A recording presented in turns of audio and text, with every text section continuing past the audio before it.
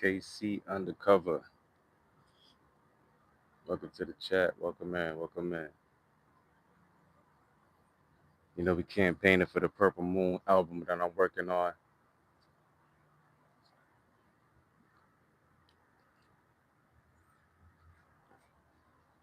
But I had to pull the ship into the docks because we ran a reef, y'all. We hit a fucking reef in the motherfucking ocean. How does a horse fall underwater? Sometimes stuff happens and you just gotta laugh about that shit because if you don't laugh, you're gonna go to jail. Like that song "Let It Go" from Frozen. You gotta let it go because if you don't let it go, you're gonna go to jail. And it's a lesson to be learned in letting go, right? From letting go, you learn a lesson in detachment. You learn a valuable lesson in detachment because when you let go of what you can control, you begin to realize all of the things that you are able to control. Look at that yellow butterfly just flew right. I don't even know where it went. It just disappeared, like I was a portal or something. If I was a portal, I understand why so much shit keep going through me, or keep so much shit keep happening, and then I have to alchemize that into some beauty, right? The rain is gonna fall, so I have to be outside, and coincidentally, while I'm outside, I notice that there's a plant not getting any of that rainfall, so I go and I get soaking wet. But in the midst of me getting soaking wet, I'm giving that plant the water that's coming off of my hands, the water that's coming from my face, and I'm also pulling that plant into the rain waters so the plant can now receive that nourishment. So I just had to go through getting wet to give the same wetness that I'm subconsciously complaining about, right? I'm complaining about getting wet, but the plant needs to get wet in order for the plant to be able to give that life. So you're going to go through a bunch of shit.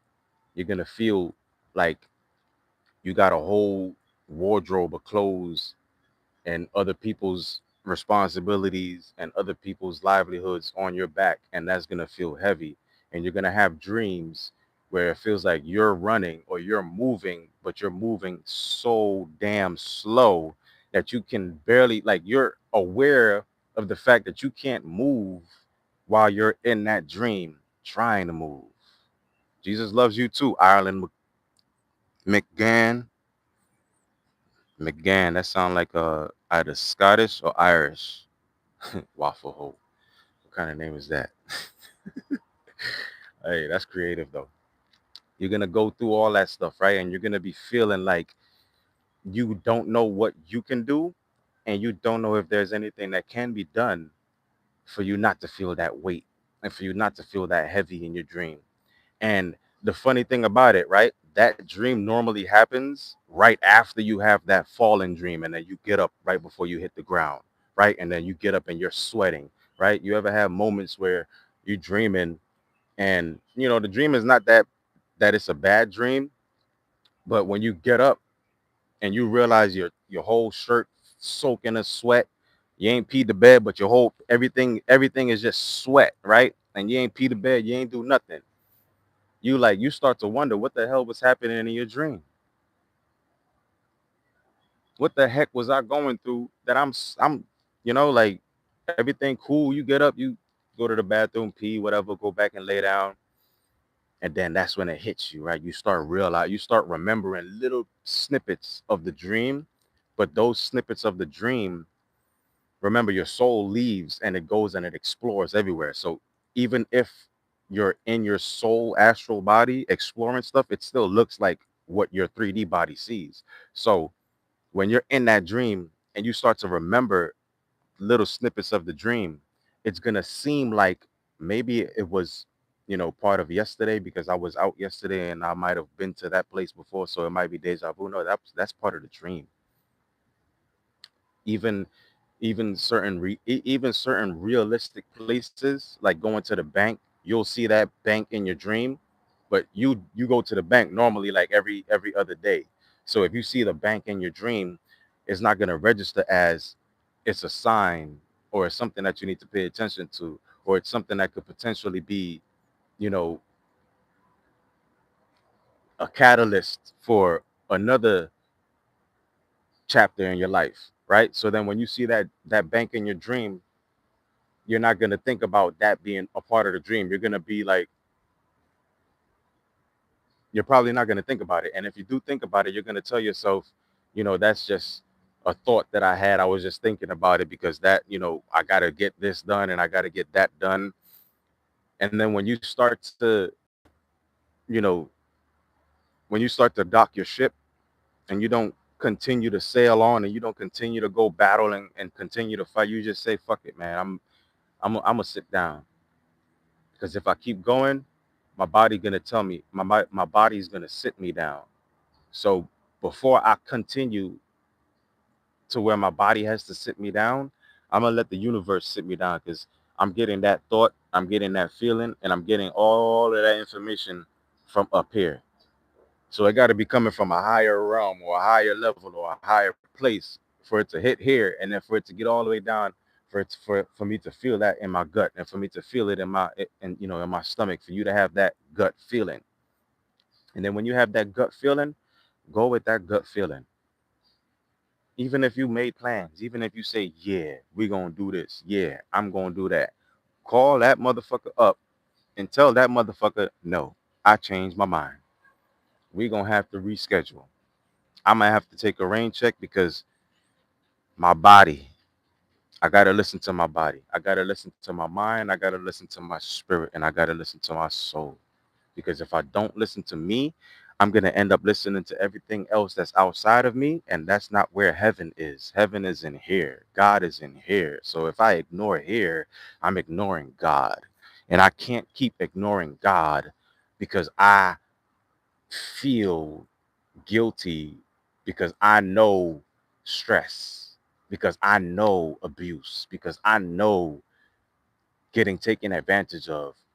And I know it so much so I don't want somebody else to go through it, but I'm not going to ignore God to go and play Captain Save whoever it is that is on their journey to realizing the same thing that I'm realizing now.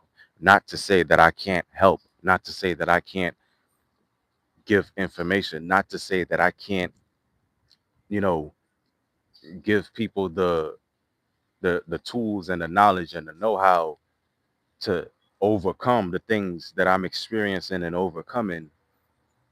But I need to also practice that shit, nigga. Practice that shit, bitch.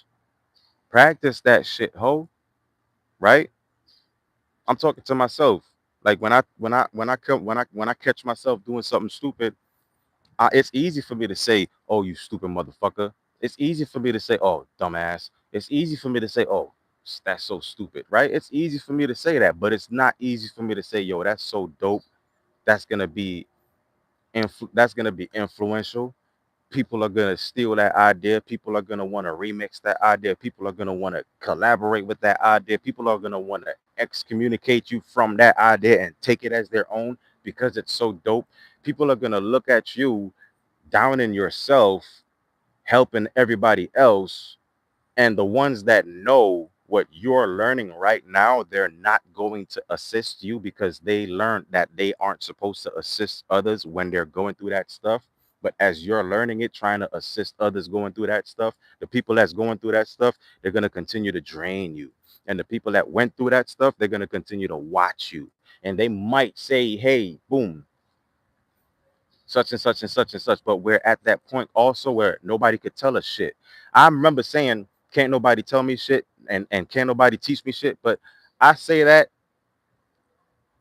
to the people that are looking down on the ones that's trying to learn something and elevate their life to get to the next level, to get to that next chapter, to get to that next checkpoint, to get to that next checkpoint, right? So that the game could be saved. right? So all that information can be saved, and all that information can be uploaded and implemented and used and infused with everybody's day-to-day life. That's like when they say angels don't interfere with, you know, the squabbles of mankind, right? Unless it's a demon that's taking advantage of this person and this person is unaware of it. That's when the angels come in and they start, you know, you start seeing supernatural shit happen around you because you didn't invite that demon into you. You might have been coerced by that demon, but unless you actually say, motherfucker, I want that motherfucker to come in here and do what they got to do because I want to do this and I want to ride on the dark side, right? Then no angel can assist you because you said that with your mouth, you said that with your soul, you said that with all your being. Nobody had to convince you, nobody had to say, hey, I'll give you the world, while Jesus was on his 40 days and 40 night fast, while the devil was trying to tempt him with the world and the riches and all that stuff. Jesus said no. That's why, you know, his protection was so that he finished and he fulfilled, so that we know his story today. He went through all of that stuff, right? So if you're not telling these people to take advantage of you, but they're taking advantage of you inadvertently and making you feel weighed down, making you feel like you're falling and you get up before you hit the ground when you're supposed to be climbing that mountain, when you're supposed to be at the pinnacle, getting all that information gathered so that you can then preach the good word in your own way because your preaching, your preachment and your um deliverance of that word is going to sound completely different than when I deliver it, right? Because I'm going through this experience and I'm going through this journey and this is my journey. So when you're going through your experience and your journey and you get to the top of the mountain, we could be singing a symphony.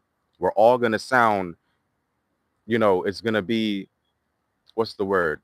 We're going to all sound in harmony and we're all going to be in harmony, but we're going to be singing like in different octaves, right? Like the A-E-I-O-U, all of that is gonna all, you know, it might sound different, right? When you're alone and you're saying what you're saying and you're speaking your truth and you're living your dreams and you're living your truth, it's dangerous because nobody around you is in harmony. So when you're singing and when you're speaking and when you're practicing, it's gonna feel out of sync. It's gonna feel like something's missing. It's gonna feel like, you know, it's incomplete, right? Thank you for the comments, KC. Right? It's going to feel incomplete. But then it's going to come a time where you stick through it and you continue to hone your octave, you continue to hone your truth, you continue to live in your truth. You're going to it's like it's like that meme with the ice cube and the fire keeps smacking the ice, right? Just let it just stay in your truth and stay in your dreams and stay in your power. The fire is gonna put itself out and then you're gonna see more people like you harmonizing and singing, and you're going to be singing together and you're going to understand your voice and your tone and how you sound when you sing, and you're also going to realize how that person sounds and how that person's harmonizing and how that person's tone sounds, and then you're going to realize another person, and then we're all going to be standing in front of the houses singing Christmas carols. Because all that weight is going to be off our shoulders. We're going to take that break and we're going to realize we got to practice what we're preaching, right? I can't tell you to be strong.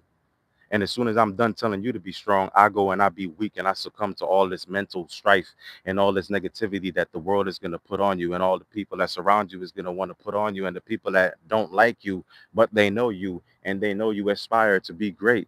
They're going to want to put that weight on you as well. They're going to want to put that fear on you as well. You already have your backpack and your satchel and everything that you have packed up and prepared to go up that mountain. You're already prepared to die on that mountain. Everybody else is trying to prepare themselves to live. Everybody that prepared to live on Mountain Everest, they have their bodies and their names posted on the poster of the people that failed on that mountain. The people that prepared to die on Mount Everest, they have flags up there. They have their names cemented in time, and they'll never be forgotten because they prepared to die on Mount Everest. They didn't prepare to live and go have fun and go skiing. They knew that it was a dangerous climb. They knew that it was an inevitability that they were going to die and not make it to the top, right? That's why so few make it to the promised land. That's why so few stand the test of Yes. You're still alive? Why the time not going? Okay, the time's going.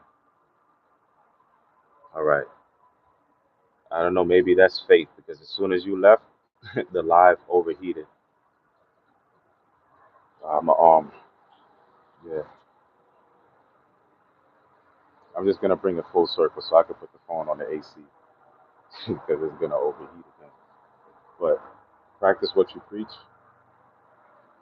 Live the life you love. Love the life you live. Everything you want in life, God, the universe, your ancestors, your angel, they will give.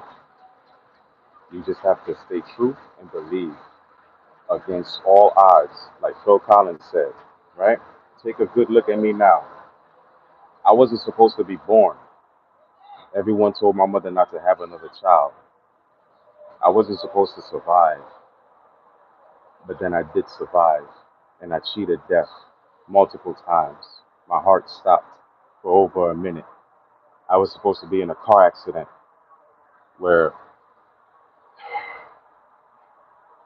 I was supposed to be in a terrible car accident. Good thing my father said no, and I wasn't able to go to that party. And that night, that same night where that accident happened, God kept me from trouble. I was in horrible relationships, abusive relationship, getting jumped, getting into trouble, life happening in instances where I can't control. But I never turned and say, I'm going to hurt this person, or I'm going to hurt people, or I'm going to turn to gang violence, or I'm going to turn to drugs. That's why even though I continue to go through all the pain, I continue to go through all the betrayal, I continue to go through all the suffering, I stay true to myself, even if I cast out all else. I don't put the gun to my head. I don't put the knife to my throat. I don't put the drugs and the poison to my lips because I always think about what if my life isn't meant to be shit? What if my life isn't meant to be horrible for the rest of my life because it has been shit for the past years. But the shit that I've been through, I'm still here and I'm still alive and I'm still surviving. I'm thriving while I'm going through shit. So maybe if I am to be just an example for others, if I am to be just an example to be used by the Most High and the universe and everything to show others, no matter what you go through, don't turn to evil. No matter what you go through, don't give up. No matter what you go through, don't stop. No matter what or who is around you or what or who is trying to stop you, don't stop. Even if you got to be by yourself, don't stop. Even if it gets alone and you got to live alone, don't stop. Continue to go because Jesus had to go through it as well. Even if you don't believe it, just understand the story that everybody uses and understand that if that person had to go through it to become forever remembered, if that's what you want to be remembered for forever, you got to go through suffering. And you got to go through suffering with a smile on your face. Because regardless of the fact, you're going to die. So you might as well die with a smile. And you might as well die happy. You might as well die doing what you love. You might as well be remembered for doing what you love. When people pass away and they say they lived a full life, they did what they loved, they did what they enjoyed, they don't have any sad tears to cry for those people at their funerals because they lived their life and they did it with no regrets. So do what you love with no regret. Do what you want with no regret. Do no harm and be as close to danger as possible because the closer you are to danger, the further you are from harm. So live in your dreams because that's a dangerous place to be, but it will keep you far from harm. I love y'all. Thank you for tapping in. KC Undercover, thank you so much for your comments. Waffle Hope, thank you for tapping in. Ireland McGunt, McGann, Ireland McGann. Thanks for tapping in. All right, I'll see y'all later. Y'all have a beautiful and prosperous and divine day. And do whatever you say, not what I say. What I say, have fun doing what you want anyway.